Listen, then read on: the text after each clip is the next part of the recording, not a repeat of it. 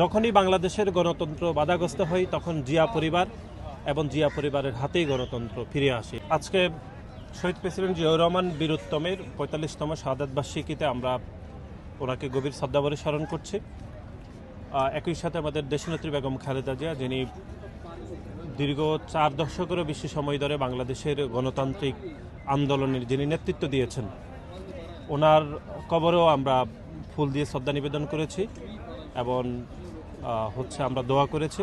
আজকের দিনটি খুবই গুরুত্বপূর্ণ, যে এই জন্যই বেশি গুরুত্বপূর্ণ। আপনি জানেন যে স্বাধীনতার পরবর্তী সময়ে যারা রাষ্ট্র ক্ষমতায় ছিল তারা বাংলাদেশের গণতান্ত্রিক ব্যবস্থাকে ধ্বংস করে একদলীয় বাকশাল কায়েম করেছিল।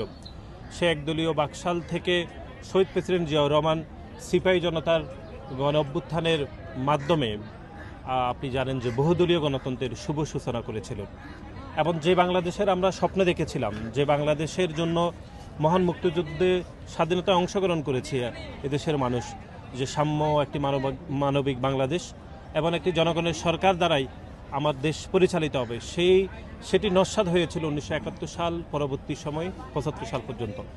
সেই গণতান্ত্রিক বাংলাদেশের স্বপ্নকে বাস্তবায়নের জন্য শহীদ প্রেসিডেন্ট জিয়াউর রহমান 7 নভেম্বর সিপাহী জনতার বিপ্লবের মাধ্যমে একটি বহুদলীয় গণতন্ত্রের শুভ সূচনা করেছেন।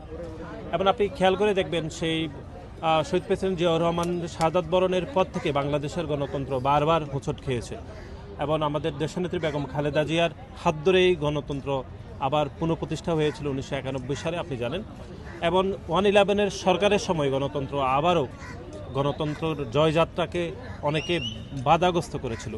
সুতরাং যখনই বাংলাদেশের গণতন্ত্র বাধাগ্রস্ত হয় তখন জিয়া পরিবার এবং জিয়া পরিবারের হাতেই গণতন্ত্র ফিরে আসে। এটি বারবার প্রমাণিত। 1975 সালে যেরকম প্রমাণিত, 1990-এর যে গণঅভ্যুত্থানের যে প্রেক্ষাপট এবং গণঅভ্যুত্থানের নেতৃত্বের মাধ্যমে বিএনপি সেটি প্রমাণ করেছে। এবং গত 17টি বছর শহীদ প্রেসিডেন্ট জিয়াউর রহমানের আদর্শকে লালন করে আমাদের দলের তৎকালীন ভারপ্রাপ্ত চেয়ারম্যান, এখনকার চেয়ারম্যান জনাব তারেক রহমানের নেতৃত্বে সে গণতান্ত্রিক আন্দোলনও বিএনপি সে গণতন্ত্রের আন্দোলনের জন্য ঐক্যবদ্ধভাবে সংগ্রাম করেছে। সুতরাং আমরা মনে করি যে ওনার এই শাহাদাত বার্ষিকীতে এটি খুবই গুরুত্বপূর্ণ, যে যারা গণতন্ত্রকে বিলুপ্ত করতে চায়, বহুদলীয় গণতন্ত্রের পরিবর্তে একদলীয় বাকশাল কায়েম করতে চায়, তারাই শহীদ প্রেসিডেন্ট জিয়াউর রহমানকে শাহাদাত বরণ করতে বাধ্য করেছে এবং ওনাকে হত্যা করেছে। সুতরাং আজকের এই দিনে আমরা ওনাকে গভীর শ্রদ্ধাভরে স্মরণ করছি এবং গত 17টি বছর আপনি যেটি বললেন, নানা বাধা, তারপরে এখানে অপচেষ্টা ছিল, নেতাকর্মীদেরকে ফুল দিয়ে শ্রদ্ধা নিবেদনের জন্য বাধাগ্রস্ত করা হতো।